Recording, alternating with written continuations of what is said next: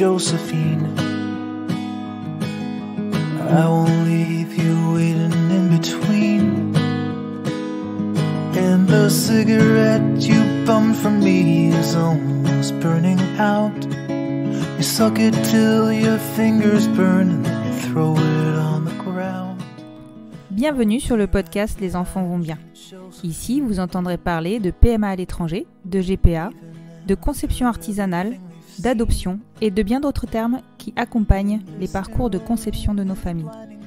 Vous entendrez aussi et surtout des familles homoparentales, monoparentales par choix ou de fait, adoptantes, nous raconter leur parcours extraordinaire au sens littéral du terme, vers la parentalité.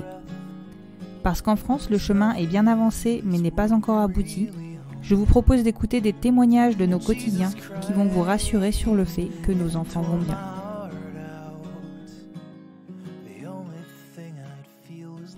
Vous écoutez l'épisode numéro 2 de la saison 2 du podcast Les enfants vont bien. J'adore cette citation de Mark Twain. Ils ne savaient pas que c'était impossible, alors ils l'ont fait. Je parle systématiquement d'adoption dans les épisodes, d'adoption par le conjoint. Par contre, c'est la première fois que je vais aborder l'apparentement d'un enfant à un couple de femmes. La première fois, pour la simple et bonne raison que c'est encore une forme d'accès à la parentalité qui reste marginale dans nos familles. Clémence et Anaïs se sont rencontrées il y a 8 ans. Elles se sont lancées dans leur projet 1 an et demi après leur rencontre. Aujourd'hui, elles sont les heureuses mamans de Gustave. Alors je vous spoil un peu la fin, mais il est à noter que pour le moment, mes interviews ne recensent que des familles avec enfants. Gustave est l'un des premiers enfants confiés à un couple de femmes, à un couple homosexuel. En parallèle de leur parcours de PMA, Clémence et Anaïs ont mené un parcours d'adoption. Elles auront vécu 6 ans de tentatives, d'échecs, d'errances médicales, de doutes, de renoncements, d'annonces de grossesse de leur entourage, pour qu'alors qu'elles tiraient définitivement un trait sur leur désir de maternité et qu'elles envisageaient de devoir conjuguer leur futur à deux, l'univers leur envoie le plus beau des signes. La vie avait un plan pour elles. Elles ont déplacé des montagnes, fait bouger les lignes, n'ont jamais failli et surtout n'ont jamais cessé d'avancer alors même que l'administration leur disait que c'était impossible. Aujourd'hui, elles vivent cette merveilleuse aventure qu'est la maternité depuis près d'1 an que leur petit Gustave leur a été confié. Je vous laisse découvrir ce témoignage poignant, vivre avec elles ces montagnes russes émotionnelles qui m'ont submergée quand j'ai moi-même découvert leur parcours au micro d'Élise de Hâte Prenons un café. Je vous souhaite une bonne écoute. Bonsoir Clémence. Bonsoir Constance. Je te remercie beaucoup de t'être rendue disponible et d'avoir répondu par la positive à mon invitation parce que c'était pas forcément évident et je le sais parce qu'on en a discuté. Donc je vais commencer un peu différemment de d'habitude puisque je vais commencer par expliquer que tu as déjà enregistré un podcast qui est sorti. Alors là on se rencontre, on est au mois de juillet. Le podcast sera diffusé, enfin cet épisode sera diffusé plus tard. Ton épisode enregistré avec Élise de Prenons un café a été diffusé il y a 2 ou 3 semaines maintenant et vraiment quand j'ai découvert cet épisode, je me suis dit qu'il fallait que j'arrive à obtenir ton témoignage. C'est un épisode que j'invite tout le monde à aller écouter, qui est hyper émouvant, touchant et surtout qui dévoile une force de la part de votre couple pour accéder à la parentalité qui est juste énorme. Bah, c'est super gentil et c'est moi qui te remercie de m'avoir invité à témoigner à nouveau. Je t'en prie. Donc maintenant que tout ceci est dit, est-ce que tu peux te présenter, me présenter ta famille et me dire un petit peu ce que tu fais dans la vie, voilà, une présentation classique. Oui, bah moi je m'appelle Clémence, j'ai 36 ans, je suis neurologue et je suis en couple avec Anaïs qui a à peu près le même âge que moi et on est les heureuses mamans d'un petit garçon qui s'appelle Gustave et qui va avoir bientôt 15 mois. Voilà. D'accord. Et j'ai encore vu tout à l'heure une photo sur Instagram de votre jolie famille prise par la cabine de Margot. Oui. Votre famille est magnifique. Bah, c'est gentil. Non mais c'est vrai, ça fait plaisir quand on sait les épreuves par lesquelles vous êtes passés de voir tout le bonheur que vous pouvez avoir maintenant, Ouais. même si ça n'efface pas l'entièreté du parcours, on va dire. Oui, mais en tout cas c'est une super récompense de passer des moments comme ça. Voilà. C'est super. Tout à fait. Est-ce que tu peux me raconter comment vous vous êtes rencontrés avec Anaïs ? Oui. Du coup, c'est un petit peu cliché, hein. Moi, donc, je suis médecin et on s'est Mhm. rencontrés en fait à l'hôpital. Moi, à l'époque, j'étais interne, donc dans un service de neurologie, et Anaïs était Mhm. infirmière dans le service. Et voilà, et D'accord, on a eu un coup de foudre réciproque. d'accord. Donc du coup, une rencontre dans le milieu professionnel. Exactement, sur notre lieu de travail, ouais. Et donc, ce n'est pas un mythe que les médecins et les infirmières fricotent ensemble. Non, désolée, mais enfin, ou désolée ou pas, mais oui, c'est plutôt assez répandu, oui. D'accord. Ok. Et alors, quand est-ce qu'est venu le désir d'enfant dans votre couple? Vous êtes rencontrés en quelle année? On s'est rencontrés en 2012, du coup, oui, on s'est mis en couple fin 2012. Et, euh, D'accord, et donc là, ça le, fait 8 ans que vous êtes c'est ensemble. ça, exactement, ouais, bientôt 8 ans. Et du coup, c'est venu très très rapidement. On en a parlé très vite. Moi, j'aurais pas forcément mis en route les choses aussi rapidement, mais c'est Anaïs qui en avait vraiment l'envie, qui a insisté. Et du coup, les premiers essais sont arrivés à 1 an et demi du début de notre histoire. Ah oui, ça a été Oui, relativement rapide. ouais, ouais, très rapide. Comment elle a réussi à te convaincre? Bon, elle avait pas pas beaucoup de travail à faire. Moi, j'avais toujours eu l'envie, hein, d'être maman. Euh, Mhm. En sachant, comme je l'explique, hein, dans le podcast d'Élise, que c'était surtout que quand je me suis rendu compte que j'aimais les filles, je pense que c'est quelque chose que je me suis interdit. Et du coup, Mhm. c'est Anaïs finalement m'a donné la force d'y croire, et voilà, elle m'a juste fait comprendre que c'était tout à fait possible. Euh, donc voilà, et puis c'est vrai qu'elle, elle m'a tout de suite, elle a dit bah oui, mais si ça prend du temps, ce serait bien qu'on s'y prenne tôt. Donc voilà, donc pas beaucoup de travail à faire pour me convaincre quand même. Oui, donc du coup, vous aviez l'air assez assuré dans votre relation, puisque ça a été finalement donc Oui, relativement bien vite. sûr. Enfin, vous saviez où vous alliez. Oui, voilà, si on a débuté aussi rapidement le projet bébé, c'est qu'effectivement, voilà, toutes les deux, c'était une évidence, et que voilà, il y avait aucune question à se poser sur le fait qu'on allait aller très très loin toutes les deux. Et donc, si je calcule bien, en gros, vous avez dû débuter les essais bébés autour de 2014, donc Juin 2014. juin 2014, ouais, excuse-moi. Donc oui, donc on est pile dans la mise en application du... Ah non, non, pardon, c'était un an après, Ouais, excuse-moi, c'est je dis ça. des Ouais. bêtises. Donc on était, voilà, un an de l'application de la loi du mariage pour tous et donc de la possibilité d'adoption de l'enfant par le coparent. Oui. Comment vous l'aviez envisagé? Vous avez suivi un petit peu ces débats? Enfin, votre projet est aussi lié à ça ou pas du tout? Non, je pense que à cette époque, on faisait pas vraiment attention à l'actualité, voilà, politique. C'était notre projet, et on s'y intéressait un petit peu plus tard. Mais voilà, c'était indépendant Mhm. du contexte à l'époque. D'accord. Et alors, est-ce que vous avez rapidement décidé de qui allait porter le bébé ou est-ce que ça a été sujet à débat ou vous avez dû Non, du prendre une tout, décision plus difficile? du tout. D'accord. Ça a tout de suite été, enfin, voilà, on a tout de suite décidé que c'était Anaïs qui allait porter l'enfant. Parce que comme finalement c'est D'accord. un petit peu elle qui m'avait convaincue et qui avait décidé de mettre en route le projet aussi rapidement, voilà, ça s'est fait de cette façon-là, et on s'était dit que en revanche, s'il y avait des difficultés, moi je pourrais venir prendre le relais dans un second temps. D'accord, donc c'est quelque chose que vous aviez déjà envisagé. Oui, c'est ça, exactement, on en avait discuté, et voilà. Par contre, on n'avait pas discuté du délai au bout duquel Mhm. moi je prendrais le relais, je ferais les essais. Mais dès le début, c'était clair que c'était pas voilà, qu'il n'y avait pas que Anaïs qui serait dans la possibilité de porter, et à tout moment, voilà, si besoin, moi je pouvais prendre le relais. D'accord. Et en fait, comment vous avez fait votre choix de méthode, on va dire, de conception?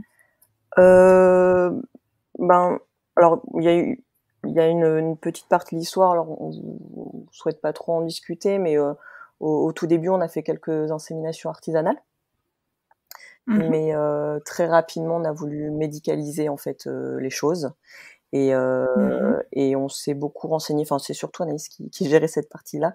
Elle s'est beaucoup renseignée en fait sur le forum des enfants d'Arc-en-Ciel. D'accord, oui. Et voilà, et donc elle a collecté des informations sur les différentes possibilités, les différentes cliniques.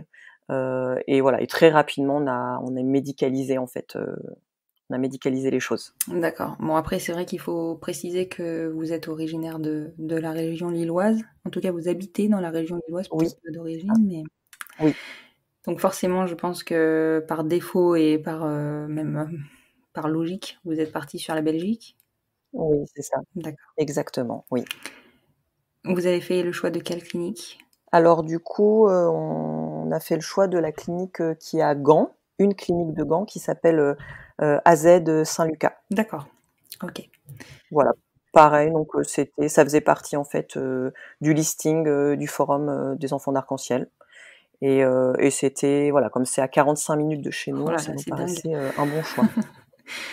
Ouais, en 45 minutes en voiture, C'est ouais. exactement. Ça, c'est vraiment le côté hyper positif d'être frontalier. Ça facilite grandement toute l'organisation autour de nos parcours, hein, clairement. Oui, ça c'est sûr on l'a toujours dit, ça a été une très grande chance pour nous, de pouvoir faire les inséminations, sur une demi-journée, en Oui, c'est fait, ça. C'est ça. et de pouvoir y aller, en voiture. Ouais. Bah, c'est ça, c'est vraiment génial. C'est vraiment une part, enfin que moi j'imagine pas parce que je suis passée par la Belgique aussi, mais du coup en avion puisque moi je suis sur Bordeaux et Ouais, de Bordeaux, c'est ouais. c'est vrai que souvent le choix est fait par rapport, enfin le premier choix de destination on va dire est fait par rapport à la distance géographique. Oui, bah, je pense que oui, effectivement, C'est c'est assez logique, hein, logique, je pense. complètement, complètement. Est-ce que vous avez été bien suivi sur la clinique de Gand? Alors, initialement, on pensait que oui. Mmh.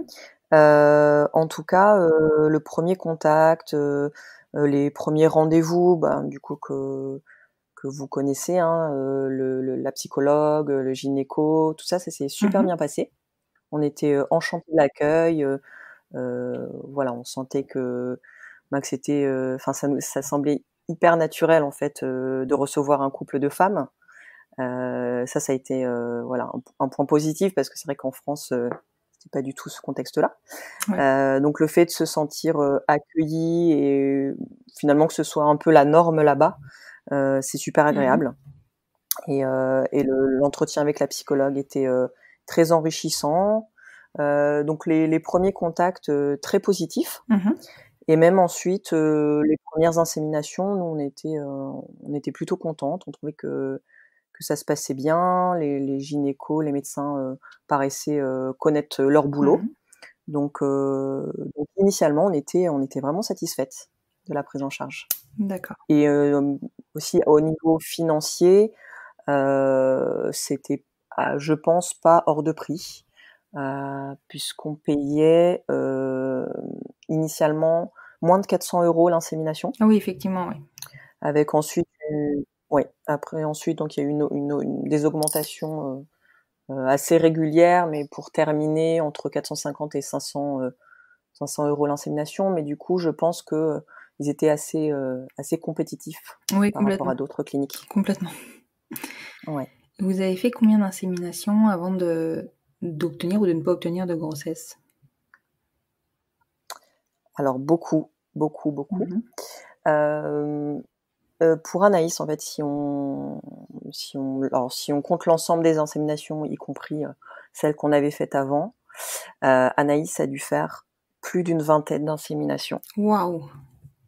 C'est fou et Ouais. à aucun moment ils vous ont basculé sur un protocole de FIV?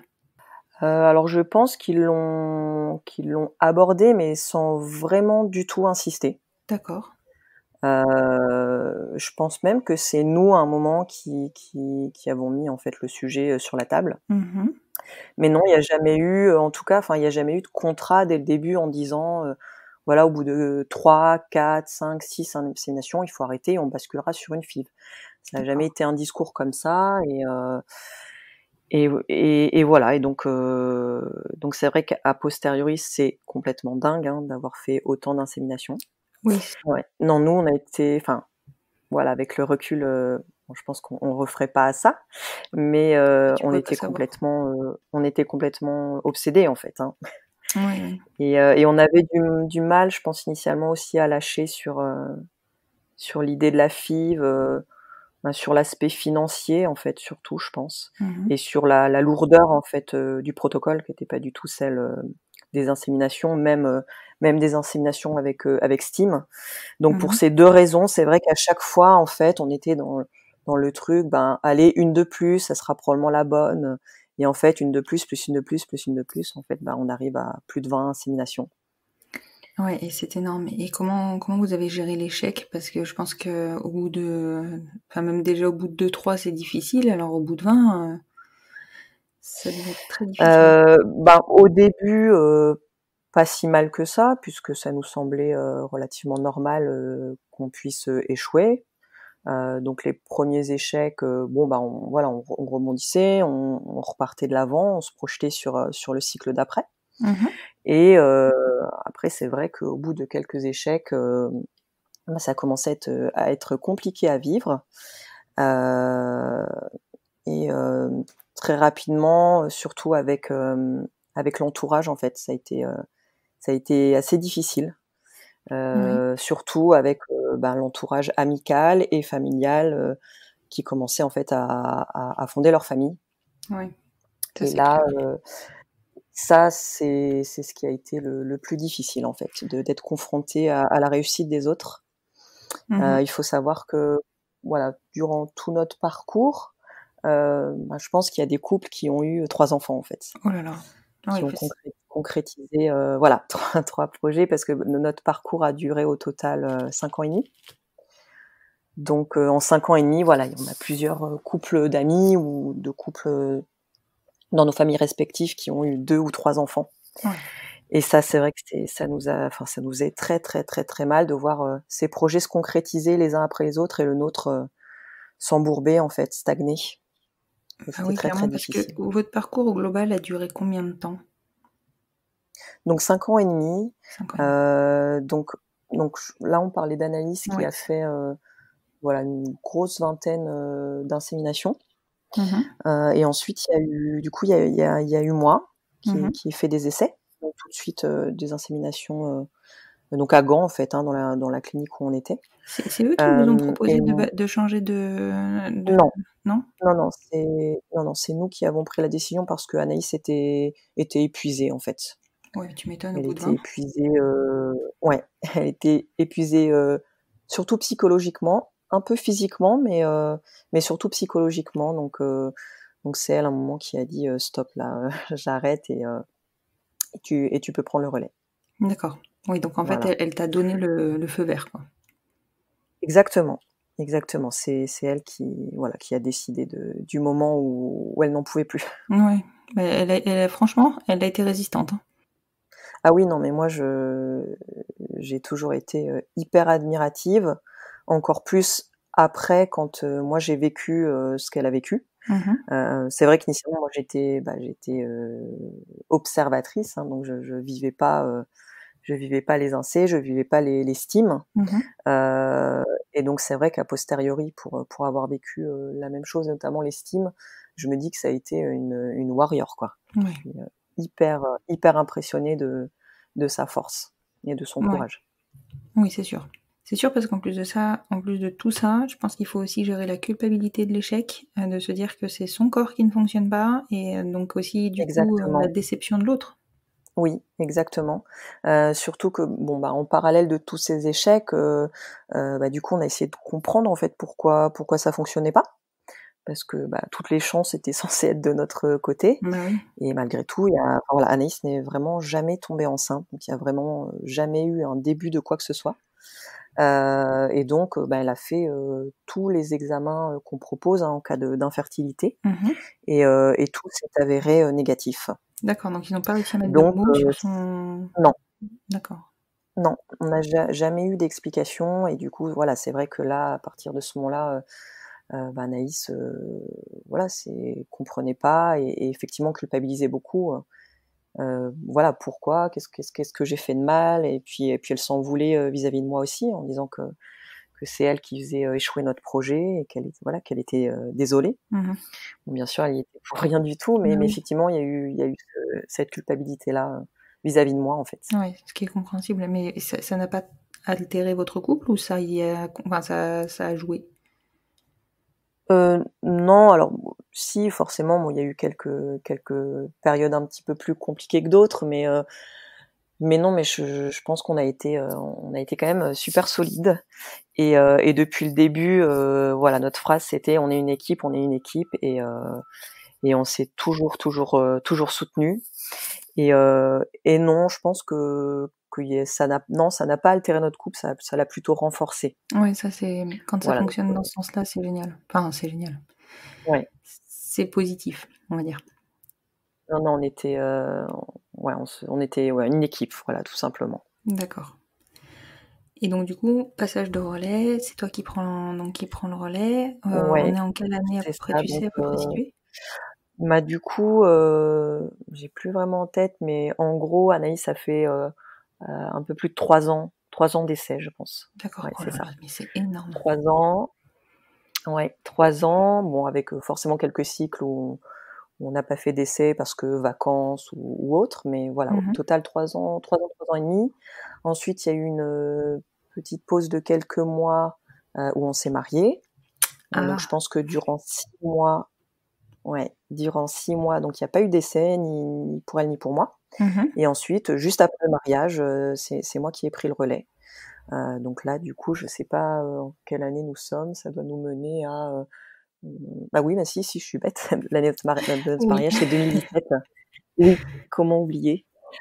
Du coup, oui, donc mai 2017 notre mariage, et je pense que été 2017, je commençais les essais de mon côté. D'accord, toujours à Gand, hein? Oui, c'est ça, toujours à la même clinique. D'accord. Tu as dû refaire tous les bilans? Bah oui, du coup, forcément, c'est plus la même personne, donc tu as dû refaire tous les bilans, initiaux? Oui, voilà, ça allait les bilans médicaux, mais par contre, bon, bah, le dossier administratif et tous les rendez-vous, ça, non, on n'a pas dû les refaire. D'accord. Et Ouais, alors donc toi, tu ça fais allait plus vite pour mettre en route. oui, tout à fait. Et donc toi, tu commences les inséminations, tu réagis mieux qu'Anaïs? Non. Alors enfin, je réagis moins bien, alors moi d'emblée on a débuté avec une stimulation parce que du coup j'ai un problème hormonal, j'ai un syndrome des ovaires polykystiques, D'accord. donc on n'a pas, tergiversé, d'emblée, ça a été des inséminations, stimulées. Mmh. Heu c'est vrai que moi d'emblée, la stim, je l'ai quand même moins bien tolérée qu'Anaïs, surtout, sur le plan psychologique en fait. D'accord. Qu'est-ce qui J'ai eu te rapidement des Bah, j'étais déprimée, en fait. d'accord. Oui, oui. Non, c'est vrai que c'est Ouais, une des conséquences j'ai possibles. ouais, j'étais anxieuse et très déprimée. D'accord. Sur tous les cycles sur lesquels tu as fait de la Mmh. stimulation? Peut-être pas les tout premiers, Mmh. mais très rapidement, je pense au bout du troisième essai, ouais, ça commençait à être très compliqué. D'accord. Du coup, tu évoques le fait que tu as Mmh. fait donc plusieurs essais. Combien tu fais d'essais? Alors moi, j'en ai fait une dizaine. Ouais, c'est toujours Une énorme. Enfin, dizaine pardon, en mais sachant oui, non, mais c'est clair. En sachant que, au deuxième ou au troisième essai, je suis tombée enceinte. d'accord. Du coup, il y a il y a eu une grossesse gémellaire et j'ai Oui. fait une fausse couche précoce. Mmh. Voilà.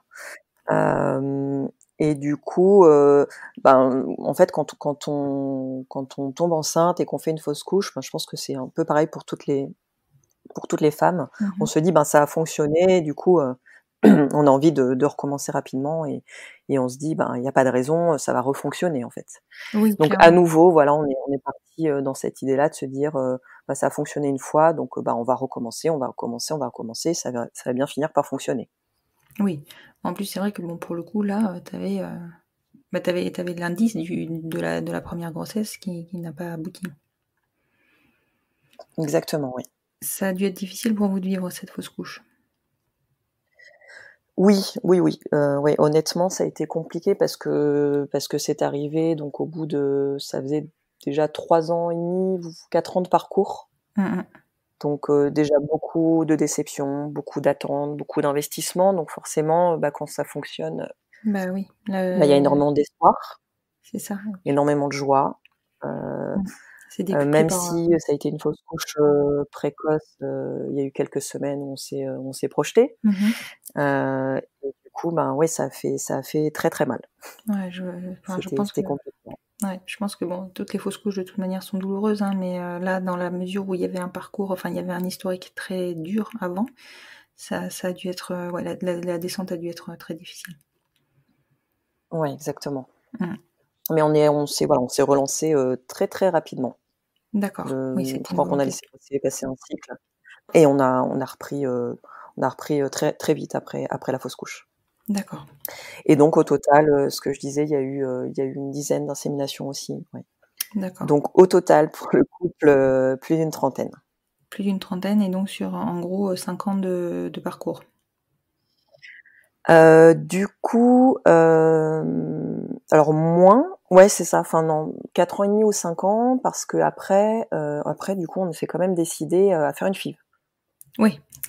Donc Ce qui ouais. paraissait, enfin, ce qu'ils auraient dû peut-être vous imposer ou vous proposer plus tôt, Ah mais oui, probablement. non mais très clairement, je pense qu'on avait besoin d'un avis médical qui nous impose quelque chose, qui nous laisse pas le choix en fait et qui nous guide et nous conseille, ce qui est finalement le rôle, hein, Oui, des équipes complètement, qui nous accompagnent. complètement. Je C'est pense que c'était pas à nous de décider en fait et c'était à des gens dont c'est le métier de nous dire à un moment: «Non mais là c'est stop». Heu, voilà, finance ou pas finance, peur ou pas peur, il faut faire une FIV quoi. Oui, c'est Il ça. faut se lancer dans la FIV. Après, c'est vrai que Ouais, peut-être que ce qui les a arrêtés, c'est de pas mettre de mots sur l'infertilité, des 2 côtés finalement, puisque enfin après, peut-être. je sais pas si on peut qualifier d'infertilité, ce qui vous est arrivé à toutes les 2, c'est peut-être juste la faute à pas de chance. Mais en tout cas, effectivement, je pense que c'est Mmh. peut-être ce qui les a arrêtés. Je ne sais pas. Finalement, on n'a jamais eu l'occasion d'en discuter parce que finalement après la FIV en fait on l'a pas fait, chez eux. D'accord, On a changé de clinique. On est partis plus au sud. On est partis en Espagne en fait pour la FIV. d'accord. Donc on n'a jamais eu l'occasion finalement de débriefer a posteriori de ce parcours un peu chaotique, chez eux en fait. Et du coup, pourquoi l'Espagne et pas une autre clinique en Belgique? Parce que, on a eu un 3e avis en fait, donc on avait notre gynéco en France qui nous voilà, qui nous suivait. Mmh. On avait l'équipe de Gand et on a rencontré en fait une autre gynécologue, en France Mmh. qui elle, tout de suite a mis le holà et a dit, heu, enfin elle a employé le terme de maltraitance médicale, ce qui a Oui, été, je pense que un vrai c'est électrochoc pour nous. oui, mais je pense qu'il fallait le poser ce terme, oui. Et oui, oui, parce qu'en fait, au moment où on la rencontre cette gynéco, on était, en train de partir sur, la FIV dans la clinique où on avait fait les INSEE, en fait. D'accord. Et elle a dit: «Non, ben, là, je pense que vous faites fausse route, il faut changer, en fait, faut aller en Espagne». Elle nous a vraiment, voilà, vanté les mérites de l'Espagne, leur taux de réussite et nous a vraiment, vraiment conseillé d'arrêter avec Gand et de basculer sur l'Espagne. D'accord, OK. Et votre gynéco initial ne vous avait pas alerté sur le parcours, enfin, on n'avait pas pris en tout cas Le la hauteur? gynéco en France? Oui, le premier, enfin votre Non. celui que vous suivez? Non, alors lui, alors il est top, hein, il nous a vraiment toujours soutenus, toujours accompagnés, mais il s'est vraiment tout de suite positionné comme, moi j'exécute en fait. Voilà, Oui. je c'est Gand Il discute qui est le pas. chef d'orchestre en fait, c'était le terme qu'il employait et moi je fais ce qu'ils me disent de faire. Donc en fait, il se mettait vraiment, en retrait, au second plan, il donnait très peu son avis. Mmh. Voilà, c'était sa façon de procéder. C'est vrai nous, à plusieurs reprises, on a quand même sollicité son avis Mmh. et il nous donnait pas vraiment de réponse, très claire et à plusieurs reprises, en fait, lui, sa réponse, ça a été, Moi, si j'étais vous, j'attendrais que ça passe en France. Oui. Donc voilà les conseils de notre gynéco. Donc non, donc lui, nous a jamais vraiment orienté plus que ça vers la FIV non plus, en fait. D'accord. Et du coup, donc parcours en Espagne, donc pour le coup orchestré par votre deuxième gynéco. Elle vous a envoyé vers quelle clinique? Elle travaillait avec une précise?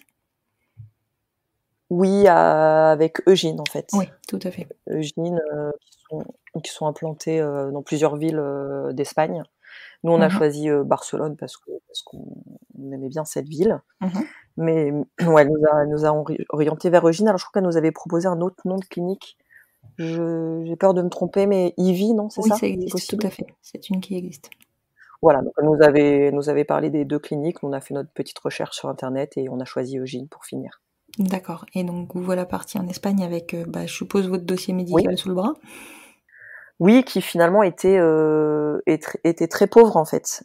C'est ça aussi qui a un peu interpellé la gynéco en France. C'est que elle nous a dit: «Mais en fait, vous avez rien, à part vos factures.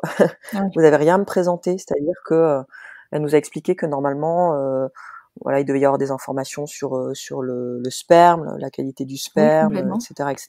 Et en fait, nous, on avait aucun retour, en fait. D'accord. On avait juste effectivement les factures correspondant à chaque essai, mais pas d'informations médicales, en fait. D'accord, donc ça veut dire que même lors de votre suivi, quand tu devais faire des retours de monitoring pour le suivi de l'ovulation, tu n'avais pas de retour écrit? Ah, alors ça, c'était donc ça, du coup, ça se faisait enfin, c'était notre gynécologue français, en fait, ça. Oui, qui faisait tout ce qui était ouais. Et non, enfin, alors ça, on aurait pu lui demander parce que pour le coup, en France, il notait bien à chaque fois les prises de sang, les résultats, les mesures quand il faisait les échos. Mais ça, c'est vrai qu'on n'a pas, on l'avait pas demandé, mais par contre, les résultats des inséminations, ça, par contre, on avait rien du tout à Gand, en fait. D'accord. Voilà. Bon, par contre, bien sûr, on avait tous les résultats, notamment l'hystérosalpingographie d'Anaïs, voilà, tous les tests, en fait, finalement, plus pour rechercher les raisons de l'infertilité. Tous ces résultats, on les avait. D'accord. Donc, on les a présentés effectivement à Barcelone. D'accord. Et alors, quel a été leur discours à eux, du coup? Un discours très bienveillant, très rassurant, en disant bon on va prendre le relais. Je pense qu'ils ont bien vu dans quel état de souffrance on était, et ils sont tout de suite voulu très très bienveillants et très encourageants, en disant voilà, on va repartir sur quelque chose de nouveau, on va reprendre tout à zéro. Donc voilà, ils ont épluché tous les examens qui avaient été faits. Ils ont proposé donc quelques examens complémentaires donc pour Anaïs, notamment une hystéroscopie avec des biopsies et un karyotype pour vraiment aller au bout du bilan d'infertilité. D'accord. Donc ça s'est avéré également négatif. D'accord. Et voilà, et donc ensuite on a pu très très rapidement débuter le protocole de FIV. Ok. Donc vous êtes parti vers, vous avez débuté sous combien de temps? À peu près 2-3 mois, quelque chose comme ça? Moins, je pense. D'accord. En fait, on s'est déplacé. On a le choix pour le premier rendez-vous de le faire par Skype ou d'y aller. Nous, on a préféré y aller. Et suite à ce rendez-vous, donc il y avait l'hystéroscopie à faire. Je crois qu'Anaïs a pris un rendez-vous très rapide, et je pense qu'on a pu débuter un mois et demi ou 2 mois après, quoi. Ouais, donc mais on aurait pu débuter même encore plus tôt, hein. Les délais sont très très courts, hein. Oui. Donc c'est parce qu'il y a eu ces examens complémentaires entre deux que c'est un tout petit peu décalé, mais c'est extrêmement rapide. Il y a pas d'attente, en fait. D'accord. Et le protocole de FIV s'est bien passé? Oui, très bien. Bon, forcément c'est lourd, mais ils étaient extrêmement clairs dans leurs explications. C'était hyper fluide sur la façon dont il fallait procéder. Donc ça s'est très bien passé. Après, on a eu des petits soucis durant durant le parcours, dans le sens où au moment où Anaïs s'est stimulée, en fait, on devait aller à Barcelone, elle devait être ponctionnée et normalement on devait faire le transfert quelques jours après. Et en fait, ça n'a pas pu se faire de cette façon-là parce que en fonction de tel résultat biologique, ils nous ont tout de suite dit, on va pouvoir faire la ponction, mais le transfert sera pas possible parce que Anaïs n'est pas dans les conditions optimales pour recevoir un transfert. Voilà, donc ça, pareil, ça a un petit peu repoussé à nouveau les choses. Ouais. Et donc on a dû fractionner le protocole en fait. D'accord. Et là, la déception n'a pas été trop importante. Bah si, mais finalement une de plus, une de moins, je trouve qu'on était un petit peu rodés. Si, c'était forcément une nouvelle déception, mais voilà, on n'avait pas vraiment le choix que de continuer à avancer. Donc voilà, Anaïs a fait la ponction, on a finalement eu 4 embryons. Oui. Ouais, 4 embryons. Et donc, on est revenu en France. Et ensuite, voilà, on avait reprogrammé assez rapidement un premier transfert, en sachant qu'on avait décidé à chaque fois de mettre 2 embryons. D'accord. Donc, le premier transfert a échoué et le deuxième transfert a également échoué. Voilà. Et donc ça nous amène, en termes de date, fin août 2019. Oui, donc en fait, il y a 6 mois. Enfin, oui, c'est ça, il y a 6 mois, il y a 1 an, pardon, excuse-moi. Oui, c'est ça, exactement. Enfin, presque 1 an. C'était il y a 1 an, exactement. D'accord. Oui, c'est ça, oui. Ouais, donc votre parcours, à ce moment-là, vous continuez le parcours, vous avez pour projet de passer sur une deuxième FIV ou là vous en avez juste assez. Non, là on est au bout du bout. On n'en peut plus, elle comme moi. Et là, à ce moment-là, on dit que c'est stop la PMA. On ferme pas totalement la porte, mais on se dit qu'on va pas s'y remettre tout de suite, quoi. D'accord. Donc là, fin août 2019 pour nous, c'est fini avant bien longtemps. D'accord. Et pourtant, aujourd'hui, vous êtes donc les 2 mamans d'un petit Gustave. Oui. Donc oui. Donc en fait, il faut revenir un petit peu du coup en arrière dans notre histoire, parce que donc après 2 ans d'échec de PMA, on a commencé à évoquer du coup la possibilité d'adopter. Oui, donc finalement, vous aviez déjà en tête une parentalité alternative, enfin une possibilité alternative. Oui, tout à fait. Oui. Bah en fait, toutes les deux, ça n'a jamais été vraiment une finalité en fait, la grossesse, être enceinte. On n'a jamais fantasmé, voilà, le fait d'être enceinte. Donc c'était absolument pas un problème d'envisager d'autres parentalités en fait. Donc la parentalité adoptive, c'était tout à fait une option et très rapidement. D'accord. Et donc c'est ce que vous avez lancé. Oui, donc alors tout en continuant, hein, on n'a jamais arrêté du coup le parcours PMA, mais donc ça, à partir de 2 ans de parcours, ça a été donc 2 parcours parallèles en fait. Donc au bout de 2 ans, voilà, on a débuté les démarches.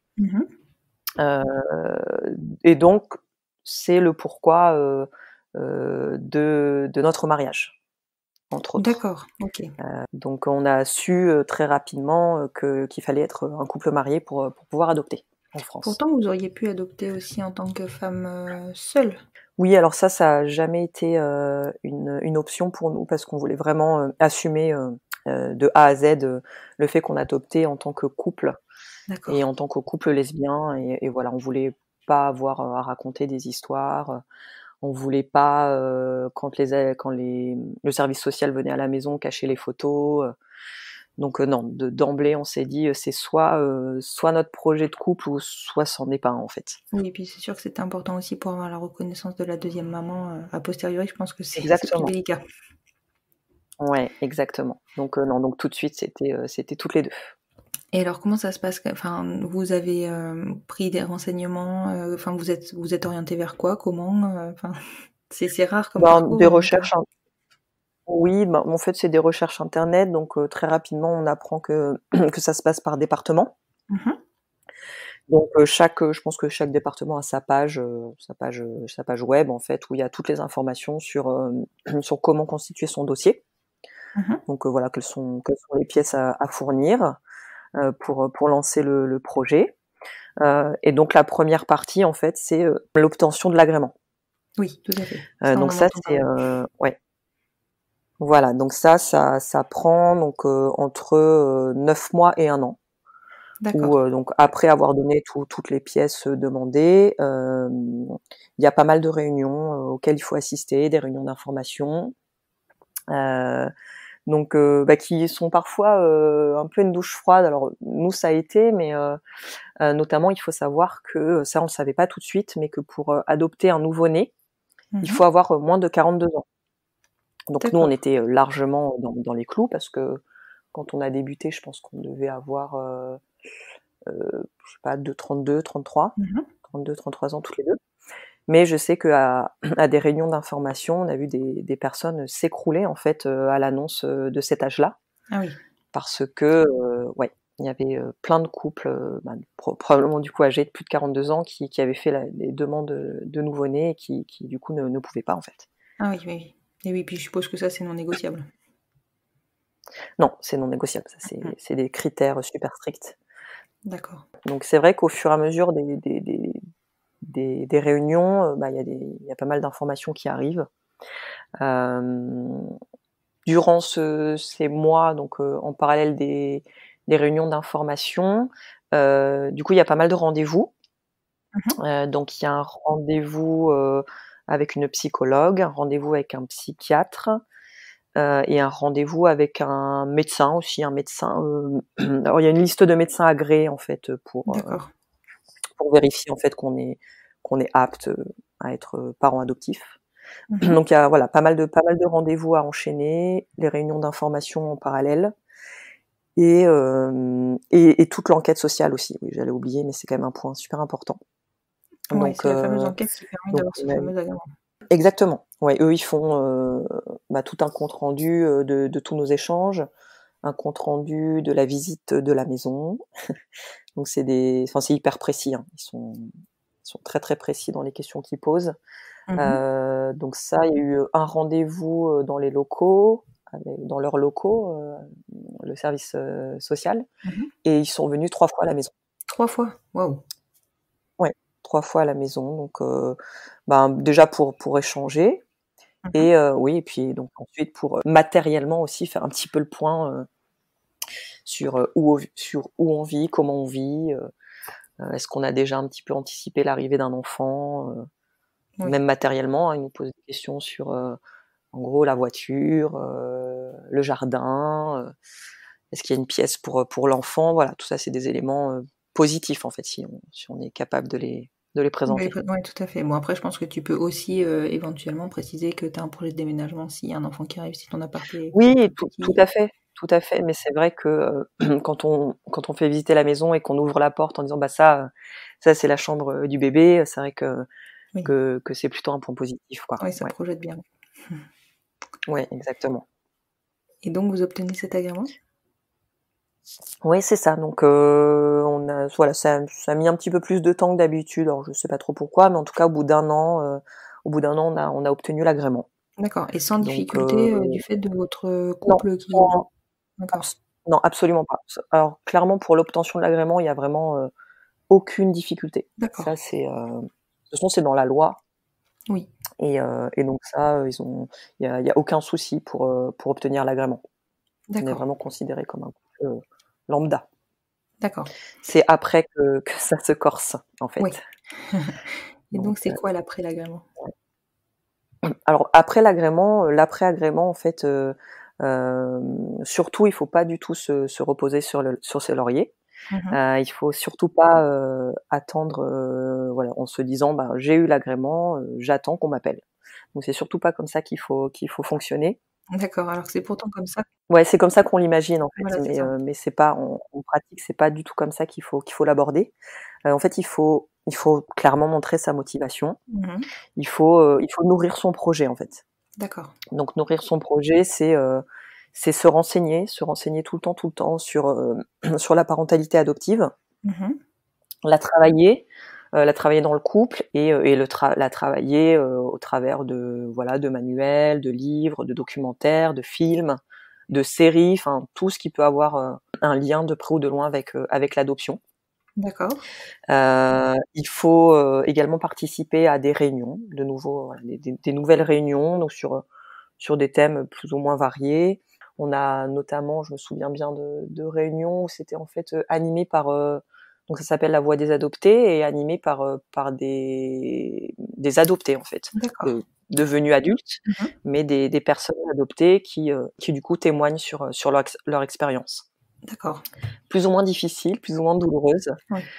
Donc c'est vrai que rapidement on est dans le vif du sujet, et c'est vrai qu'à certains moments on a un petit peu déchanté, de façon globale en fait, hein, sur l'adoption, parce qu'il y a eu quand même dans les témoignages quelques retours, d'adoption compliquées en Oui. fait.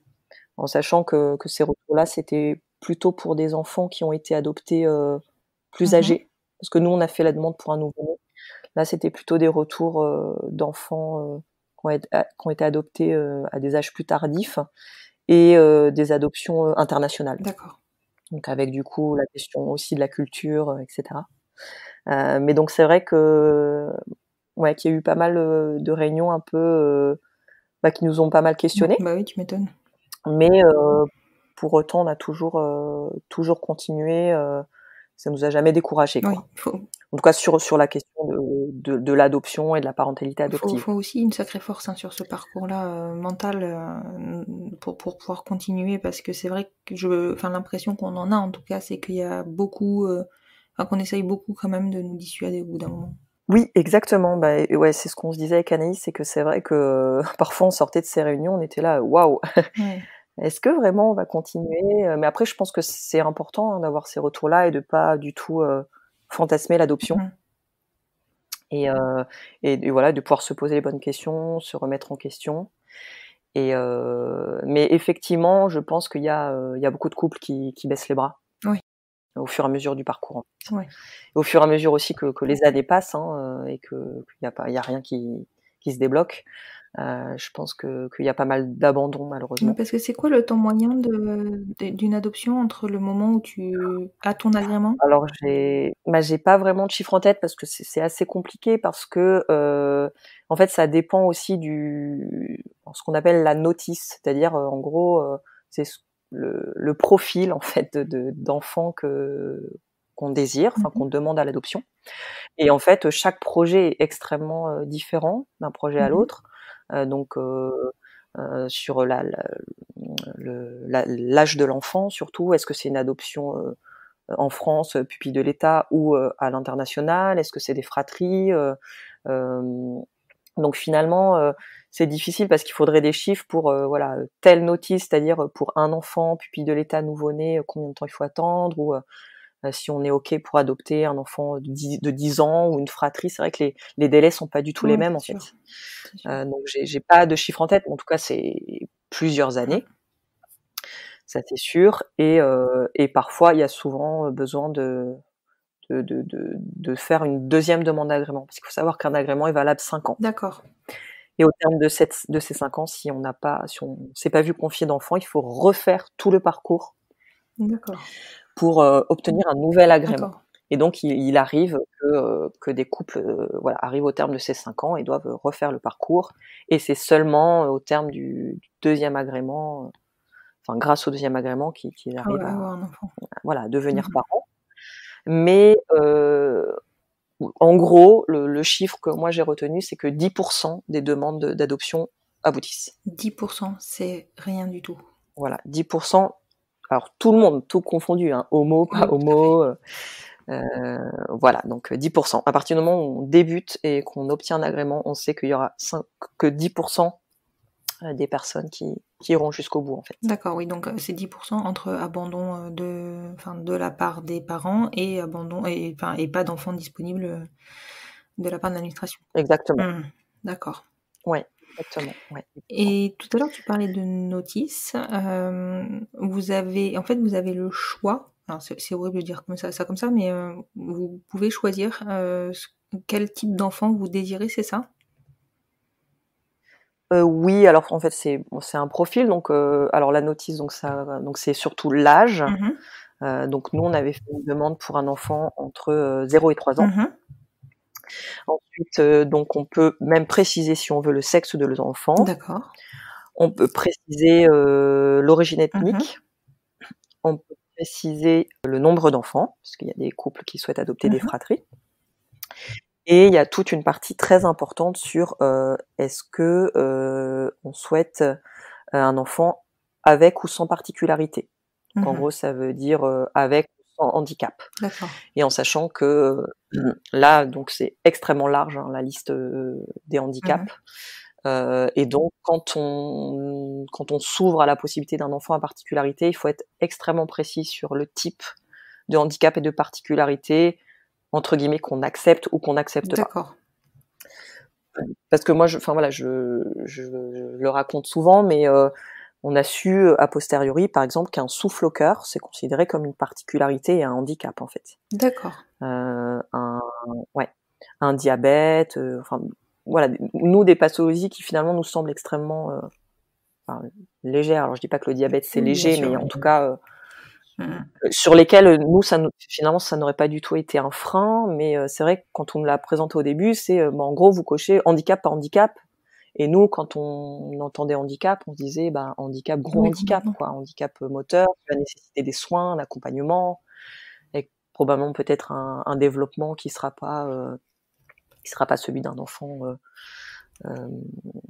habituel, quoi. Donc voilà. Donc finalement, ça c'est vrai que c'est quelque chose sur lequel on n'a pas eu beaucoup d'informations initialement, et ça on le regrette un petit peu parce que peut-être qu'on aurait pu ouvrir tout de suite à des particularités. D'accord.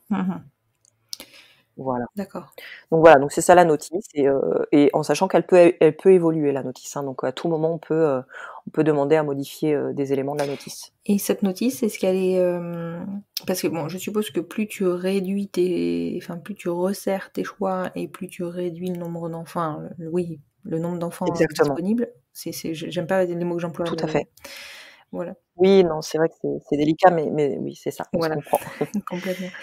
Et cette notice-là, par contre, est-ce qu'il y a des contraintes liées à ta situation de couple, ton âge, ou a priori, tu as parlé des nourrissons pour les personnes de plus de 42 ans. Je suppose qu'il y a des contraintes aussi.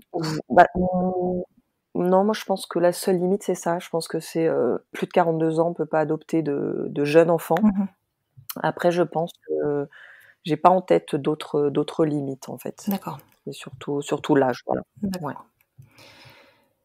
Et alors pour vous, comment ça se passe donc suite à ces réunions vous avez donc on sait aujourd'hui. Alors oui, l'issue. Mais donc en fait très rapidement, ce qui s'est passé, c'est qu'on a compris que en tant que couple homo, ce serait très compliqué, voire impossible. On a commencé à poser des questions quand on croisait des personnes en disant mais sinon est-ce que vous avez déjà confié des enfants à des couples homo, comment ça se passe dans le département, et tout de suite on voyait on va pas vous le cacher, c'est compliqué.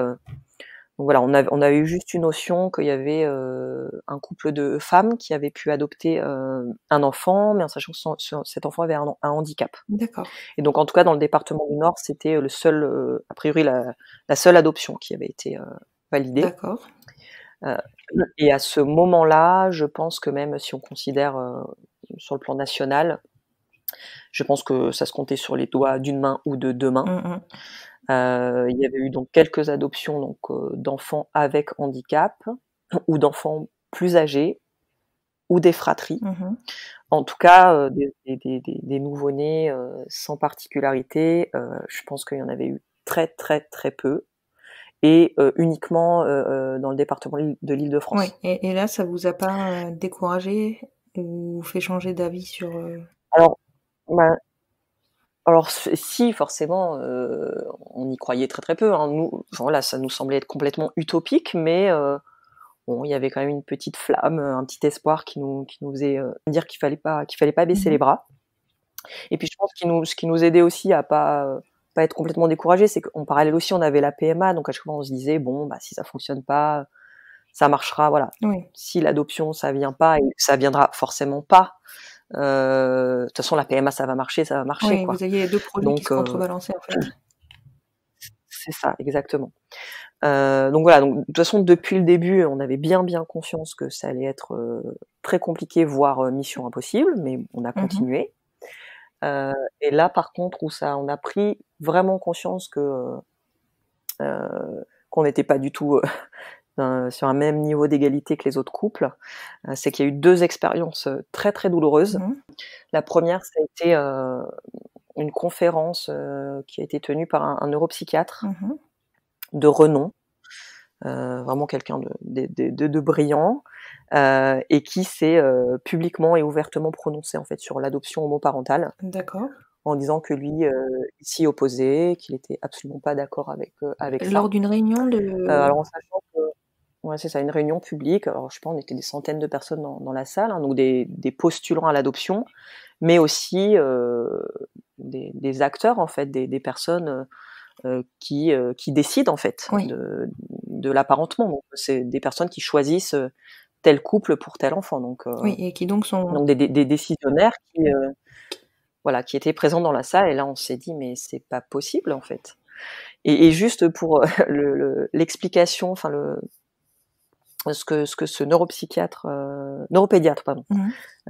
avance, c'est que en fait la filiation ne peut pas être établie si l'enfant ne peut pas fantasmer, enfin ne peut pas imaginer l'acte originel en fait. D'accord.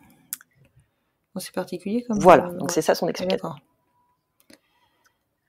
Voilà, donc en gros, s'il peut pas imaginer ses parents en faisant l'acte d'amour pour l'enfanter, s'il peut pas fantasmer ça, il pourra jamais créer de lien de filiation. D'accord, oui, c'est une vision très particulière et très rétrograde.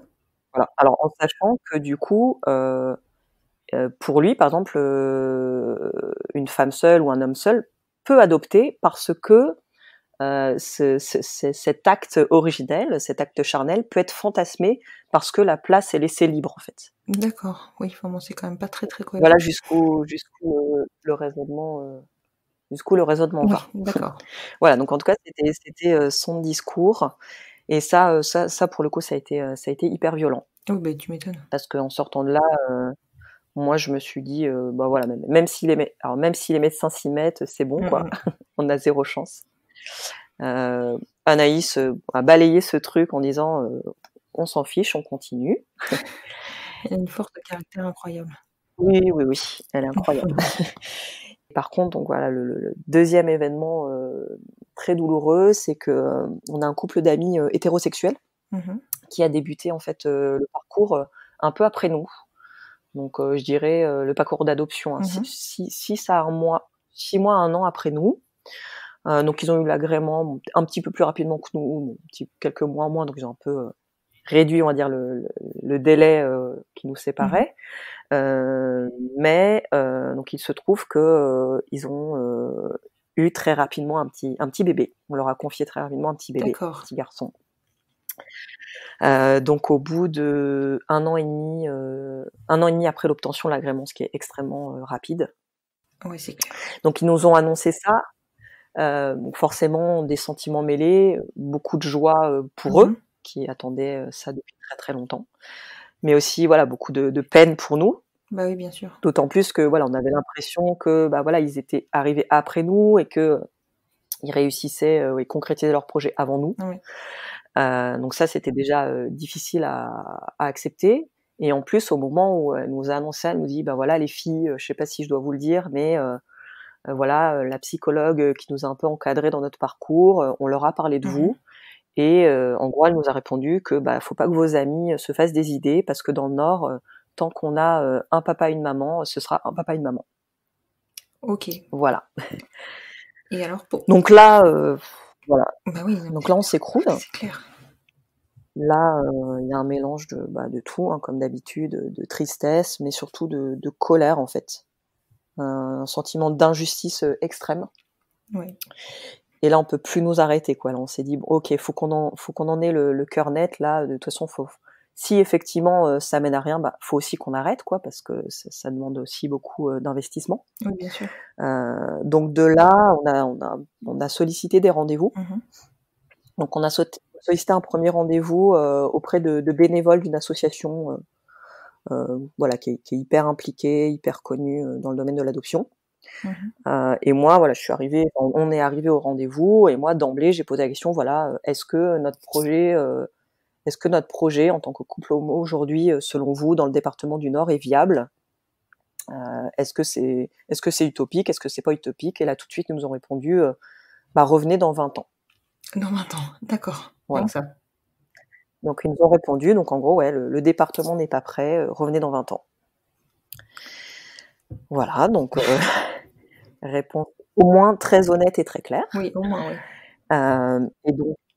Et donc là, on s'est laissé en fait un dernier rendez-vous où là, on a sollicité en fait une personne de l'équipe technique en fait du département. Où on s'est dit voilà, on a besoin d'un dernier non, d'un dernier stop pour abandonner notre projet en fait. Oui. Et en fait, il se trouve que ce rendez-vous ne s'est absolument pas déroulé comme on l'imaginait. C'est-à-dire qu'on a finalement rencontré une femme incroyable, extraordinaire, qui tout de suite nous a mis hyper à l'aise en nous faisant comprendre que le fait qu'on soit en couple homo, en fait, c'était absolument pas un frein. Il fallait qu'on s'enlève ces idées de la tête. Oui. Que c'était une particularité, mais comme d'autres particularités. En fait, le rendez-vous s'est super bien passé. Elle nous a rassurés. Et finalement, en fait, au-delà de nous rassurer, il se trouve que elle avait un petit garçon en tête, en fait, pendant ce rendez-vous. D'accord. Alors, bien sûr, elle nous l'a pas dit à ce moment-là, mais c'est vrai qu'en sortant de ce rendez-vous, bon, déjà, on était hyper rassurés en disant, finalement, ça vaut peut-être le coup de continuer à y croire, continuer à se battre.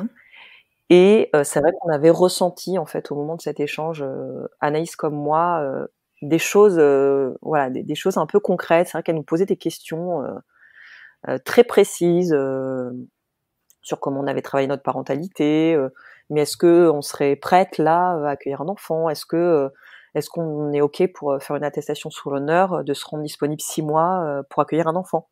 Donc des choses quand même assez concrètes. C'est ça, très concrète. Ouais. Et c'est vrai que là on s'est mis un petit peu à rêver, à se dire ouais, mais finalement si elle nous posait ces questions, est-ce que tu crois pas que peut-être elle avait un enfant en tête? Bon, après on s'est quand même un petit peu calmé parce qu'au vu de toutes les déceptions antérieures, on s'est dit on va quand même pas s'emballer. Et en plus là, à ce moment-là, en fait, ce rendez-vous c'est début août 2019. Et 15 jours, 3 semaines après, en fait, on retourne à Barcelone pour le deuxième transfert d'embryon. Oui, tout à fait. Donc on est encore dans le truc en fait PMA FIV. Donc voilà, donc on sort quand même de ce rendez-vous, en tout cas reboosté. Ouais, tu m'étonnes. Et un petit peu rassuré aussi sur le fait que notre couple aussi avait une valeur. Bah oui. Parce qu'à ce moment-là, on s'en prenait tellement plein la tête qu'on se disait voilà, à un moment on se remet en question, on se dit s'ils veulent pas nous confier d'enfants, c'est que peut-être il y a une raison, peut-être qu'on fera pas des bons parents, enfin voilà, on est toujours amené en fait à se remettre en question vu que eux nous renvoient toujours cette image de finalement vous n'êtes pas aussi capable qu'un couple hétéro de rendre heureux un enfant. Ouais. Donc c'est vrai que parfois, surtout moi, j'ai été amenée à me poser des questions, pourquoi ils pensent ça? Pourquoi? C'est qu'il doit bien y avoir une raison, il doit bien y avoir une raison. Bon, j'ai toujours pas trouvé la réponse. Mais je pense qu'il y en a pas en fait. C'est des préjugés. Oui, non mais voilà, je pense que c'est ça, qu'il n'y a pas de réponse. Mais voilà, en tout cas, c'est vrai que ça nous pousse toujours à se remettre en question et c'est assez douloureux. Oui, clairement.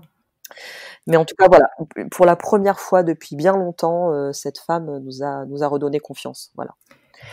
Et donc fin août 2019, le deuxième transfert d'embryon échoue. Donc c'est là où on décide de clôturer pour un certain temps le chapitre PMA. Et on se retrouve voilà dans cette situation-là où du coup on n'a plus d'embryon, on décide d'arrêter les frais sur la PMA. Et on a le projet adoption en cours, mais avec du coup des discours un peu contradictoires. 99% des personnes qu'on rencontre qui nous disent que c'est pas possible, qu'il faut pas espérer, et 7 personnes qu'on a rencontrées qui nous a juste laissé entrevoir que peut-être ce serait possible, mais sans rien de concret en fait. Voilà, sans garantie. Et là, en fait, on se dit, c'est peut-être possible, mais pas tout de suite, quoi, parce qu'il faut savoir que là, en fait, on était à ce moment-là à 2 ans, un peu plus de 2 ans de l'obtention de l'agrément. Oui. Ce qui est extrêmement court, en Oui, fait, tout à pour fait. un parcours d'adoption. Donc là, on s'est dit, bon, ok, c'est peut-être pas terminé pour nous, pour l'adoption, mais quand même, quoi, 2 ans, il faut peut-être quand même pas rêver jusque-là, quoi. Ouais. Et pourtant, début septembre, on a un appel de cette même personne qui nous dit tout simplement, voilà, on aimerait vous revoir pour refaire le point sur votre dossier. Et c'est tout. Elle raccroche, c'est moi qui ai l'appel, donc j'en parle à Anaïs. Anaïs, là, elle explose, elle dit je te l'avais dit, ils ont un bébé, c'est sûr, on va être maman. Parce que ça fait pas partie du parcours classique, en fait. Il n'y a pas un rendez-vous régulier pour refaire le point. Non. D'accord. Non. Alors après, finalement, il n'y a pas de règle, en fait.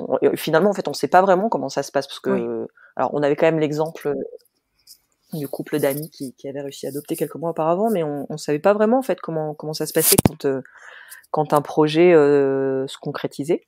Donc c'est vrai que cet appel, enfin, voilà, il questionnait, mais encore une fois, il apportait pas du tout de réponse concrète, quoi. Mais Anaïs, elle avait l'air de quand même y croire plus que plus. Ah oui, non, mais là, c'était ah non, mais Anaïs, elle le sentait, quoi. C'était en elle le savait, quoi. Donc bon, moi, j'ai essayé un petit peu de temporiser le truc, surtout qu'on avait 10 jours d'attente entre cet appel et le fameux rendez-vous pour faire le point. Et voilà, donc 10 jours d'attente, on n'en a absolument pas parlé, on en a juste parlé à nos parents et nos frères. Et donc ce rendez-vous arrive donc le 16 septembre 2019. Et en fait, c'est le rendez-vous de notre vie, parce que on nous a effectivement annoncé qu'on avait été choisi pour être maman. C'est un petit garçon qui, à ce moment-là, était âgé de 5 mois. Ah oui, donc vraiment... En très bonne santé. Ouais, petit bébé que vous vouliez, quoi. Ouais, le bébé de nos rêves, quoi. C'est ça. Donc là, Waouh. là, il n'y a pas de mots, c'est complètement dingue. Complètement dingue ce qui se passe pendant ce rendez-vous. Beaucoup de larmes, hein, forcément, beaucoup de c'est pas possible. Ouais, je pense qu'à ce moment-là, on avait encore beaucoup de mal à y croire, et ouais, de toute façon, on n'y a pas vraiment cru jusqu'au jour où on a rencontré Gustave, mais voilà, un rendez-vous complètement fou, quoi, qu'on n'oubliera jamais. C'est clair que c'est un peu le jour de la naissance, même si vous l'avez pas vu, mais c'est un peu le jour de la naissance pour nous, les parents biologiques, on va dire. Ouais. Ou peut-être le jour du test de grossesse positif. Moi, je sais pas, parce que non, parce que là, nous, c'était clairement beaucoup plus concret qu'un grossesse positif. C'est ça, là, il allait arriver, là. Mais en tout cas, oui, c'était un jour incroyable. Et c'était surtout ces 5 ans et demi d'attente qui prennent fin, en fait. Ouais. C'est 5 ans et demi de souffrance, hein, parce qu'on a énormément souffert, qui prennent fin. Et voilà, et là, à ce moment-là, c'était le début de notre nouvelle vie, en fait. Bah oui. Et là, c'était dingue. Et vous avez pu voir Gustave et ce là, jour-là, non ? Non, pas du tout, en fait. Donc quand il y a ce rendez-vous d'annonce, donc on a très très peu d'informations. C'est voulu, hein, donc on sait simplement que c'est un petit garçon, une brève description physique, et qu'il a à peu près 5 mois. D'accord. Voilà. Et après, donc il y a plusieurs rendez-vous, en fait, qui s'enchaînent, qui arrivent assez rapidement, déjà pour refaire un peu le point sur nos émotions. Et après, au fur et à mesure, en fait, de ces rendez-vous, on a de plus en plus d'informations sur lui. On sait le 16 septembre, on sait juste que 10 jours après, on le rencontre, en fait. Ah voilà, oui, voilà, donc t'as une notion de délai qui est quand même relativement courte, finalement. Très très court. Ah oui, là, c'est extrêmement court. Donc là, vous allez être maman et il arrive, enfin vous le rencontrez dans 10 jours, donc préparez-vous quand même un minimum. Oui, c'est clair. Faut que vous ayez un petit peu quand même de quoi l'accueillir à la maison. Oui, parce que du coup, tu le rencontres, tu le rencontres chez toi, il te l'amène chez toi ou, tu le rencontres Non, sur non, non, non, en fait, on le rencontre chez sa famille d'accueil, d'accord, l'assistante, l'assistante familiale en fait qui s'occupe de lui depuis sa naissance. d'accord, Donc la rencontre se fait à son domicile.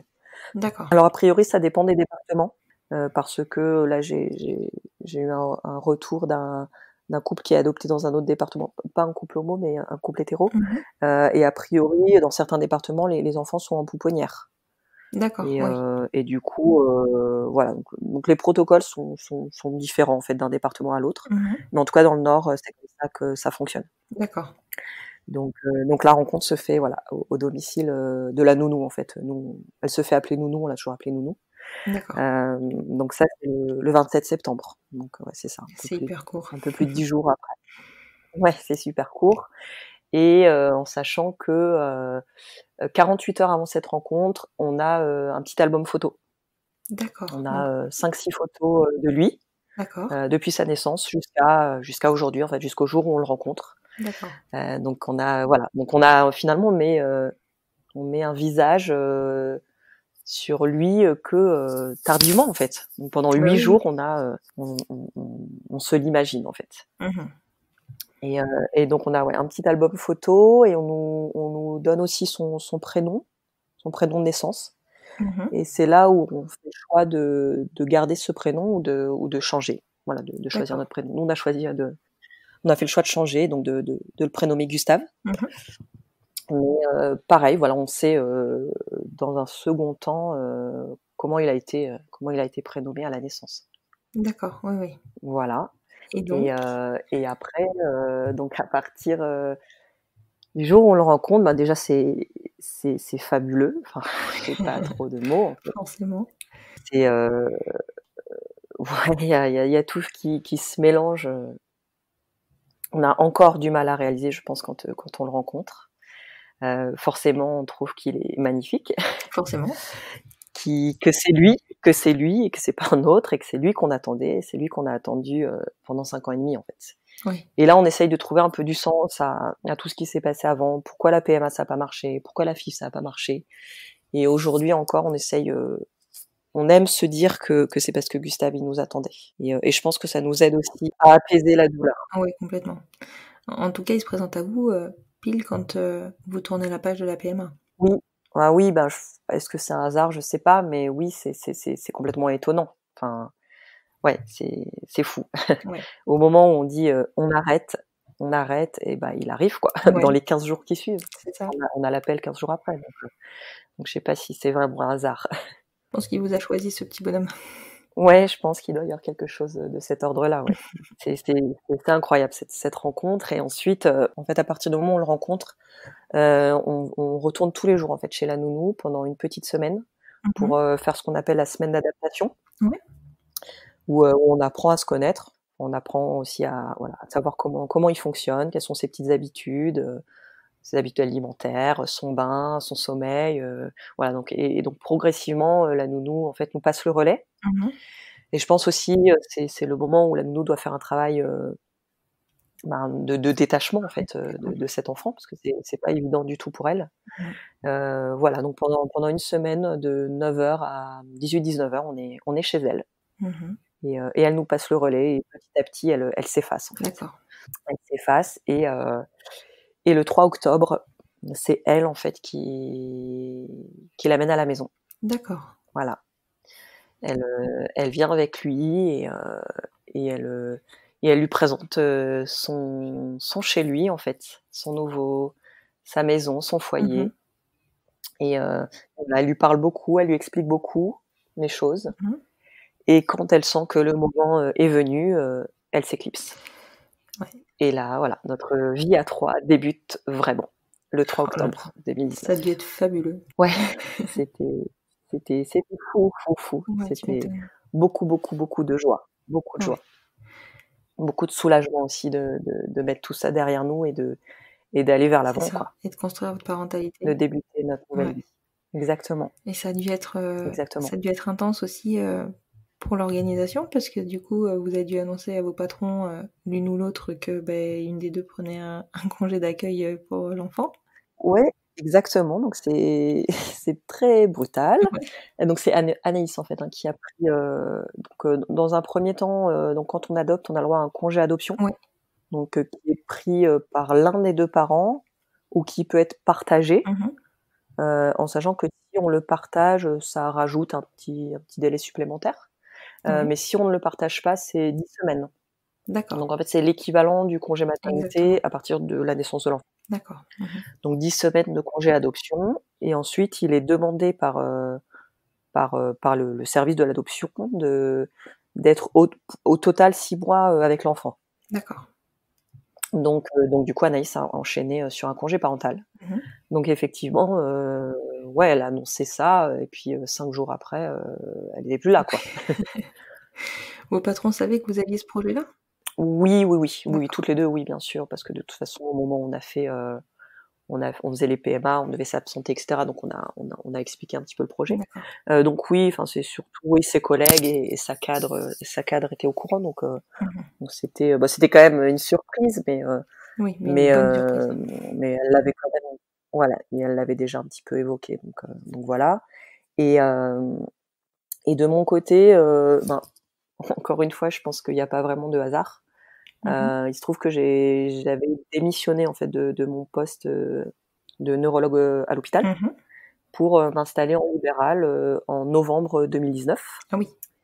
Et du coup, j'avais en fait un mois, off, en octobre pour préparer mon installation en libéral. Ouais. Donc voilà, donc en fait, moi, j'ai rien eu à faire, en fait. Oui. J'avais déjà ce mois, libre, Mhm. bon, qui était censé servir à autre chose initialement, Mhm. mais du coup, qui nous a permis de passer, ce 1er mois, tous les 3. Ah, ça c'est génial. Donc c'était génial, une chance, inouïe de pouvoir avoir ce mois, complet, tous les 3 réunis. Bah oui. Et voilà, et donc Anaïs a continué son congé parental pour une durée totale de 6 mois, donc jusqu'à début avril. D'accord. Oui, donc elle a pas dû reprendre non plus tout de suite avec le confinement. Ah, quoi que si elle est infirmière, pardon. Ouais, si, elle a repris. Ouais. Ouais, si, elle a repris en pleine crise sanitaire. Oui, ça a pas dû être simple. Ouais, mais bon, ça s'est bien passé. Ça s'est bien passé, pas de souci. Ouais.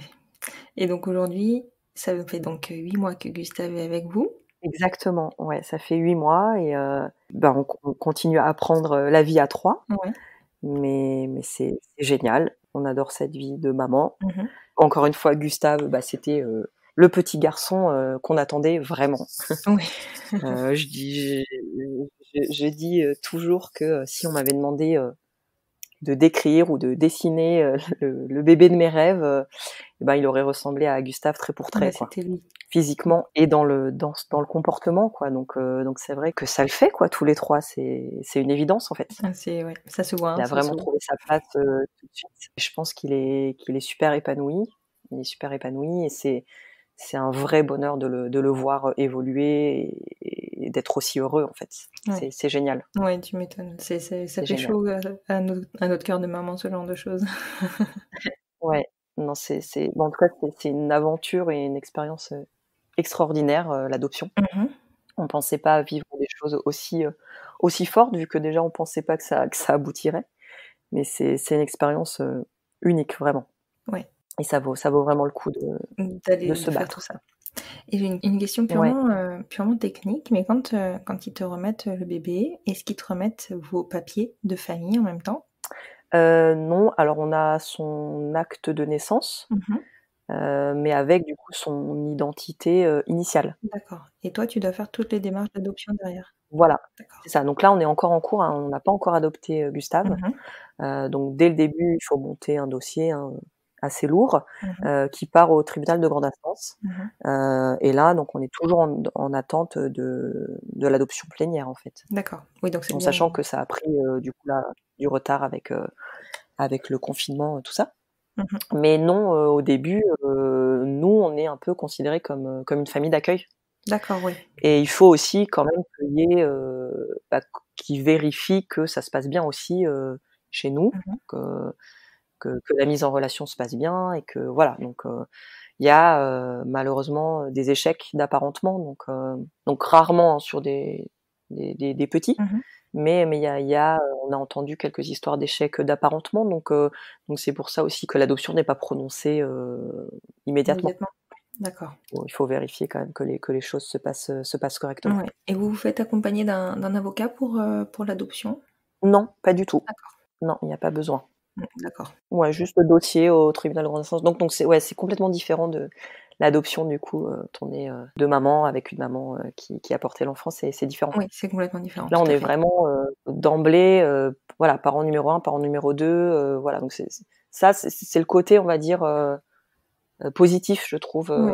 de ce parcours-là et de ce projet-là. Et quand ça aboutit, il y a aucune question à se poser. C'est maman 1, maman 2, il y a aucune différence en fait. Oui. On est toutes les 2 d'emblée, les 2 parents. Ouais. Ouais. Donc ça, c'est chouette. J'en arrive parce qu'on est déjà plus proche de la fin de l'épisode que du début, on va dire. Oui. J'en arrive à te poser une question que je pose fréquemment. Qu'est-ce qu'on peut te souhaiter, enfin vous souhaiter pour la suite? Nous souhaiter pour la suite, de continuer dans ce bonheur-là, de continuer à profiter de Gustave. Ouais, je pense que là on a un peu tout là, donc je pense qu'il y a pas grand-chose à nous souhaiter de plus que de continuer dans ce sens-là et de surtout continuer à voir Gustave s'épanouir dans notre famille. Ça c'est un bonheur immense. Oui. Donc voilà, donc que ça continue comme ça. Et c'est ce que je vous souhaite parce que vraiment, je pense que vous êtes extrêmement méritante. Vous avez une force de caractère, mais une force tout court qui est phénoménale. Je pense qu'on serait nombreux à avoir baissé les bras, et à avoir peut-être même renoncé à la parentalité. Enfin, votre histoire est Ouais. hyper touchante et enfin, que je la trouve extraordinaire. Enfin, vous avez réussi là où d'autres n'auraient pas réussi parce que c'est vous en fait. C'est vous et puis c'est Gustave. Ouais, ça me touche beaucoup que tu te dises ça. Après, c'est vrai que quand on est dedans, on se rend absolument pas compte de ce qu'on fait, voilà, du parcours. Enfin, voilà, on est dedans, on est à fond. C'est vrai que depuis quelques mois, on prend un petit peu la mesure de ce qui s'est passé, de ce parcours qui a été extrêmement, extrêmement douloureux. C'est vrai que quand j'écoute, notamment tes podcasts et quand j'entends des parcours qui ont été beaucoup plus faciles, notamment de PMA, c'est vrai que ça me fait mal. Ça me fait très mal et ça fait encore ressurgir beaucoup de peine, beaucoup de tristesse. Et voilà, et c'est vrai que quand on se retourne sur ce parcours, et parfois on se dit mais c'est vrai, comment on a fait en fait? Comment on n'a pas craqué? Comment on s'est accroché? Et voilà, donc si c'était à refaire, vu l'issue, je pense qu'on le referait, mais waouh, c'est chaud. Ouais, non, mais c'est clair. C'est chaud, mais c'est beau. Voilà, c'est chaud, mais c'est beau. Mais enfin, tu vois, ça me fait vraiment penser, et ça, je l'ai pensé tout de suite quand j'ai écouté l'épisode d'Élise, au mantra, enfin, à la citation de Mark Twain qui dit ils ne savaient pas que c'était impossible, alors ils l'ont fait. Et vraiment. Exact, c'est ça. Voilà, c'est exactement. J'adore cette citation. Voilà, je pense que c'est vraiment, ça résume votre histoire. C'est exactement ça. Je suis tout à fait d'accord. Je te remercie beaucoup Clémence d'avoir à nouveau partagé cela cette fois-ci avec moi. Je sais que c'est pas évident, que réévoquer tout ce parcours, c'est dur, c'est difficile. C'était, je pense, très important de pouvoir évoquer le fait que l'adoption en France par un couple de même sexe est possible, même si c'est pas simple, c'est loin d'être simple, mais ça se fait, ça existe. Oui. Non, mais c'est moi qui te remercie de m'avoir permis de raconter à nouveau notre histoire, parce que c'est vrai que c'est douloureux, mais c'est aussi très très joyeux. C'est surtout ça qu'il faut retenir. C'est très joyeux et ça donne beaucoup d'espoir. Et juste pour une nouvelle note d'espoir aussi, quand on nous a annoncé qu'on allait être maman d'un petit garçon, on a su aussi que dans le département du Nord, il y avait un couple d'hommes qui allait être papa d'une petite fille. Oh, génial. Voilà, donc les choses avancent, les choses bougent, et que je pense qu'il faut, si en tout cas c'est un projet pour certains couples, il faut y aller, quoi. Il faut se lancer, et la preuve c'est que c'est possible. Exactement, et je pense que c'est ce message d'espoir là qu'il faut qu'on retienne tous. Effectivement. Et voilà, en tout cas, nous, on serait ravis s'il y a des questions plus spécifiques au parcours d'adoption, à apporter des réponses s'il y a des couples qui veulent se lancer dans l'aventure. Avec plaisir. Écoute, si tu es d'accord avec ça, je mettrai en lien de cet épisode ton compte Instagram pour qu'on puisse venir vers toi. Bien sûr, Super. Bien sûr. Je te remercie beaucoup, Clémence. Bonne soirée. Merci à toi. Je t'en prie.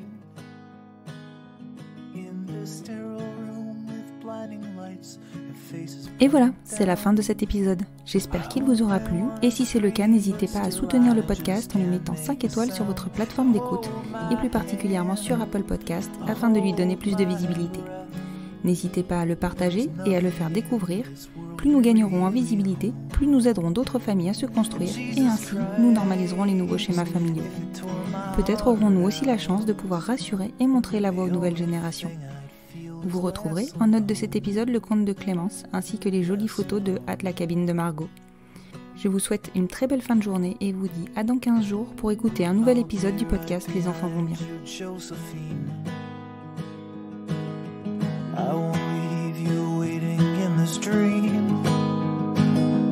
While you watch the people speaking words you can't quite comprehend. You asked me if I'd pinch you, but my fingers wouldn't bend. I'll be right behind you, Josephine. Just like I was when we were 17. I guess it's only been a year, but still it feels like 34. I don't feel like I am living in the same skin anymore. Now hold my hand, I'll hold my breath. There's nothing in this world we really own. And Jesus Christ, if you tore my heart out, the only thing I'd feel is less alone. Less alone.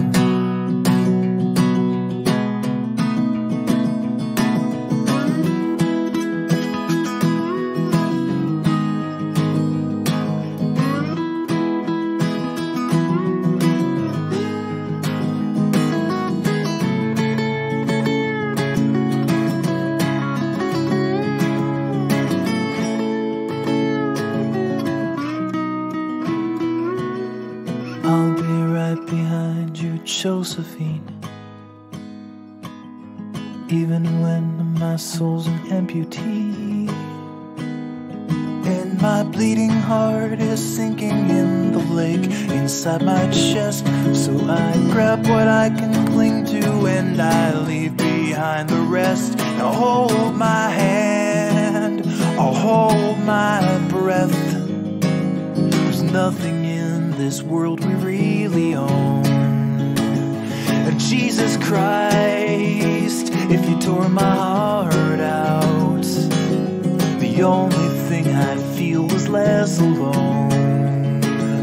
Now hold my hand and take my breath, and leave behind the things you'll never own. And Jesus Christ, please tear my heart out. Oh, I wanna feel a little less alone. Less alone.